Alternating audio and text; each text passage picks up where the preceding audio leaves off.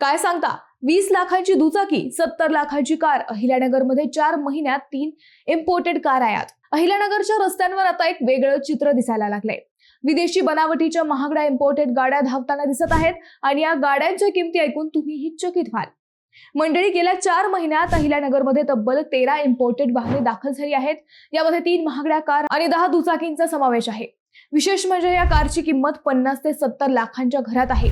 यातील एक car electric असून तिची किंमत जवळपास 70 लाख रुपये आहे. दुसरीकडे शहरात 10 इम्पोर्टेड दुचाकीही दाखल झाल्या आहेत. या दुचाकींची किंमतही 10 ते 20 लाख रुपयांदरम्यान आहे. त्यामुळे आता शहरांच्या रस्त्यावर लक्झरी बाईक्स आणि महागड्या गाड्यांची संख्या वाढताना दिसत आहे. प्रश्न असा आहे की या गाड्या खरेदी कोण करतंय? तर शहरातील उद्योगपती, व्यावसायिक, राजकीय नेते आणि हौशी लोक अशा महागड्या वाहनांची खरेदी करत आहेत. मंडळी, एकीकडे शहरात महागड्या गाड्यांचा ट्रेंड वाढतो आहे, तर दुसरीकडे याचा सामान्य नागरिकांवर काय परिणाम होतोय हाही विचार करण्याचा विषय आहे.